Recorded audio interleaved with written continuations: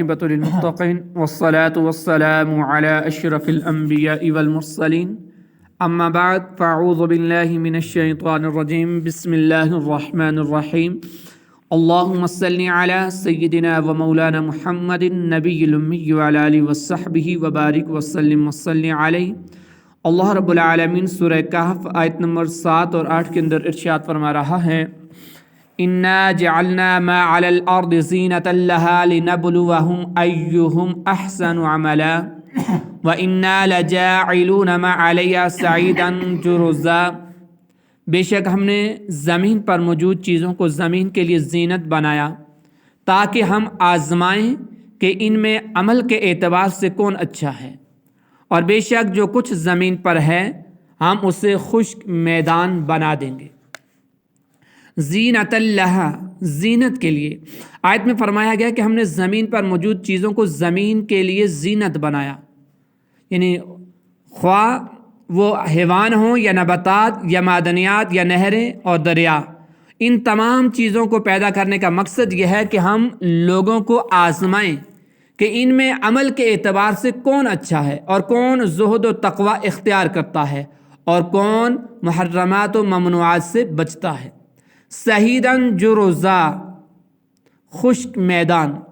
اس آیت میں دنیا کی ناپائیداری اور قابل فنا ہونے کو بیان فرمایا گیا کہ جو کچھ زمین پر ہے قیامت کے دن وہ سب کا سب خشک میدان کی طرح بنا دیا جائے گا، جس پر کوئی رونق نہیں ہوگی، اور زمین کو اس کے آباد ہونے کے بعد ویران کر دیا جائے گا، اور حیوانات، نباتات اور اس کے علاوہ جو بھی چیزیں اس کے لیے باعث زینت تھیں ان میں سے کچھ بھی باقی نہ رہے گا۔ لہذا ایسی فانی چیز سے دل انسان کیا لگائے۔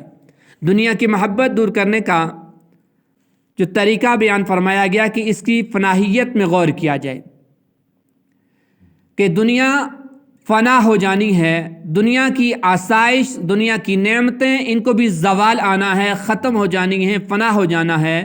آدمی جتنا اس میں غور کرتا جاتا ہے اتنی ہی دنیا کی محبت اس کے دل سے کم ہوتی جاتی ہے۔ اگلی آیت کے اندر اللہ رب العالمین ارشاد فرما رہا ہے ام حسبت ان اصحاب الکہف والرقیم كانوا من آیاتنا عجبا اذ اول الفتیۃ الی الکہف فقالوا ربنا آتنا من لدنک رحمۃ وہیئ لنا من امرنا رشدا۔ کیا تمہیں معلوم ہوا کہ پہاڑی، غار اور جنگل کے کنارے والے وہ ہماری نشانیوں میں سے ایک عجیب نشانی تھے؟ جب ان نوجوانوں نے ایک غار میں پناہ لی پھر کہنے لگے اے ہمارے رب، ہمیں اپنے پاس سے رحمت عطا فرما اور ہمارے لیے ہمارے معاملے میں ہدایت کے اسباب مہیا فرما۔ ام حسبتا، کیا تمہیں معلوم ہوا؟ یہاں سے اصحاب کہف کا واقعہ شروع ہو رہا ہے، اور اللہ تعالیٰ نے اپنے عجیب و غریب نشانیوں میں سے ایک نشانی قرار دیا، کیونکہ اس واقعے میں بہت سی نصیحتیں اور حکمتیں ہیں۔ اور حضرت عبداللہ بن عباس رضی اللہ تعالی عنہما نے فرمایا کہ رقیم اس وادی کا نام ہے جس میں اصحاب کہف ہیں۔ اذ اول فتیۃ الی الکہف، جب ان نوجوانوں نے غار میں پناہ لی۔ ارشاد فرمایا کہ جب ان نوجوانوں نے اپنے کافر قوم سے اپنا ایمان بچانے کے لیے ایک غار میں پناہ لی اور اللہ رب العالمین کی بارگاہ میں دعا کی اے ہمارے رب، ہمیں اپنے پاس سے رحمت عطا فرما اور ہدایت اور نصرت اور رزق و مغفرت اور دشمنوں سے امن عطا فرما اور ہمارے معاملے میں ہدایت کے اسباب مہیا فرما۔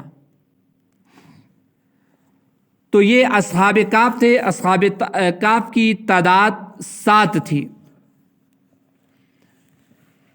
اکثر مفسرین کے نزدیک اصحاب کہف کا واقعہ حضرت عیسیٰ علیہ السلام کے آسمان پر تشریف لے جانے کے بعد رونما ہوا، اور بعض مفسرین کے نزدیک یہ واقعہ حضرت عیسیٰ علیہ السلام سے پہلے کا ہے۔ چنانچہ مفسرین کے بیان کے مطابق اصحاب کہف افسوس نامی ایک شہر کے شرفاء اور معززین میں سے ایماندار لوگ تھے۔ ان کے زمانے میں دقیانوس نامی ایک بڑا جابر بادشاہ تھا جو لوگوں کو بت پرستی پر مجبور کرتا تھا، اور جو شخص بھی بت پرستی پر راضی نہ ہوتا اسے قتل کر ڈالتا تھا۔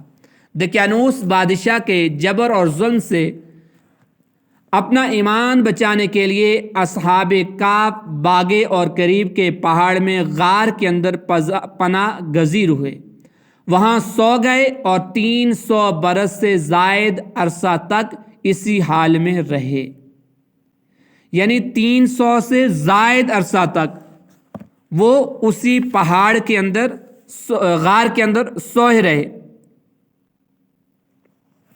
تو پھر جب ان کی آنکھ کھلی تو اسی واقعے کو اللہ رب العالمین نے کہا کہ یہ بڑا عجیب واقعہ ہے۔ تو جب ان کی آنکھ کھلی اور ایک شخص کو انہوں نے کھانے کے لیے بھیجا، جب وہ کھانا لانے کے لیے بازار کی طرف گیا اور یہ بھی خبر اور اس کو کہا کہ یہ پوچھ کر آنا کہ دقیانوس بادشاہ کا ہم لوگوں کے بارے میں کیا ارادہ ہے، وہ ہمارے بارے میں کیا رائے رکھتا ہے۔ اور وہ شخص بازار گیا تو انہوں نے شہر پناہ کے دروازے پر اسلامی علامات دیکھی اور وہاں نئے نئے لوگ پائے۔ یہ دیکھ کر اسے تعجب ہوا کہ یہ کیا معاملہ ہے، کل تک تو کوئی شخص اپنا ایمان ظاہر نہیں کر سکتا تھا، جبکہ آج اسلامی علامتیں شہر پناہ پر ظاہر ہیں۔ پھر کچھ دیر کے بعد آپ تندور والے کی دکان پر گئے اور کھانا خریدنے کے لیے اسے دقیانوسی سکے کا روپیہ دیا، جس کا رواج صدیوں سے ختم ہو گیا تھا اور اسے دیکھنے والا بھی کوئی باقی نہ رہا تھا۔ بازار والوں نے خیال کیا کہ کوئی پرانا خزانہ اس کے ہاتھ آ گیا، چنانچہ وہ انہیں پکڑ کر حاکم کے پاس لے گئے۔ وہ نیک شخص تھا، اس نے بھی ان سے دریافت کیا کہ خزانہ کہاں ہے۔ اس نے کہا خزانہ نہیں، یہ روپیہ ہمارا اپنا ہے، حاکم نے دیا۔ اور حاکم نے کہا یہ بات کسی طرح قابل یقین نہیں، کیونکہ اس میں جو سال لکھا ہوا ہے وہ 300 برس سے زائد کا ہے، اور آپ نوجوان ہیں، ہم لوگ بوڑھے ہیں، ہم نے تو کبھی یہ سکہ دیکھا ہی نہیں۔ آپ نے فرمایا میں جو دریافت کروں وہ ٹھیک ٹھیک بتاؤ تو مسئلہ حل ہو جائے گا۔ یہ بتاؤ کہ دقیانوس بادشاہ کس حال و خیال میں ہے۔ حاکم نے کہا آج روئے زمین پر اس کا نام و نشان نہیں، سینکڑوں برس پہلے ایک بے ایمان بادشاہ اس نام کا گزرا ہے۔ آپ نے فرمایا کل ہی تو ہم اس کے خوف سے جان بچا کر بھاگے ہیں، اور میرے ساتھ قریبی ساتھی بھی اس پہاڑ میں ایک غار کے اندر پناہ گزیر ہیں، چلو میں تمہیں ان سے ملواؤں۔ حاکم اور شہر کے سردار اور ایک کثیر مخلوق ان کے ہمراہ غار کے کنارے پہنچ گئی۔ اصحاب کہف جس بندے کو بھیجا تھا اس کے انتظار میں تھے۔ جب انہوں نے کثیر لوگوں کے آنے کی آواز سنی تو سمجھے کہ جس شخص کو ہم نے بھیجا تھا اسے وہ پکڑا گیا ہے، اور دقیانوسی فوج ہماری جستجو میں آ رہی ہے۔ چنانچہ وہ اللہ کی حمد میں مشغول ہو گئے۔ اتنے میں شہر کے لوگ پہنچ گئے اور اس شخص نے بقیہ حضرات کو تمام قصہ سنایا۔ ان حضرات نے سمجھ لیا کہ ہم اللہ تعالیٰ کے حکم سے اتنا طویل زمانہ سوئے رہے اور اب اس لیے اٹھائے گئے ہیں کہ لوگوں کے لیے موت کے بعد زندہ کیے جانے کی دلیل اور نشانی بنے۔ جب حاکم شہر غار کے کنارے پہنچا تو اس نے تانبے کا صندوق دیکھا، اس کو کھلوایا تو تختی پر برآمد ہوئی۔ اس تختی میں ان اصحاب کے اسماء اور ان کے کتے کے نام لکھے ہوئے تھے۔ یہ بھی لکھا تھا کہ یہ جماعت اپنے دین کی حفاظت کے لیے دقیانوس کے ڈر سے اس غار میں پناہ گزیر ہوئی۔ یعنی یہ واقعہ اللہ رب العالمین کی وحدانیت پر دلالت کرتی ہے، اور اللہ رب العالمین جس کے ساتھ جیسا معاملہ چاہے وہ قدرت اور اختیار رکھتا ہے کہ 300 سال تک اللہ رب العالمین نے ان 7 افراد کو نیند کی حالت میں سلا دیا۔ وہ اپنی کروٹیں بھی بدلتے رہے، اور جس وقت وہ اٹھے روایات کے اندر ملتا ہے تو ان سے پوچھا گیا کہ آپ کتنا عرصہ سوئے۔ انہوں نے کہا کہ 1 دن یا دن کا کچھ حصہ ہم نے آرام کیا ہے، حالانکہ کتنا عرصہ گزر چکا تھا، 300 سال۔ تو اللہ رب العالمین جس کو جو چاہے وہ عطا کرنے پر قادر قدرت رکھتا ہے، اور انسان کو چاہیے کہ ہمیشہ اللہ کی وحدانیت کا اقرار کرے، صرف اس کے دل کے اندر خوف اللہ رب العالمین کی ذات کا ہونا چاہیے۔ ان لوگوں نے بادشاہ کے ظلم اور جبر سے بچ کر ایک غار کے اندر پناہ لی اور اللہ سے مدد چاہی، اللہ سے نصرت مانگی، تو اللہ نے ان کی مدد کی، معاونت کی، نصرت عطا فرمائی، اور ان کا ایمان بھی بچ گیا، اور دوسرے لوگوں کے لیے وہ نصیحت بھی بن گئے۔ تو اللہ رب العالمین اس قرآن کو ہمیں سمجھنے کی توفیق عطا فرمائے۔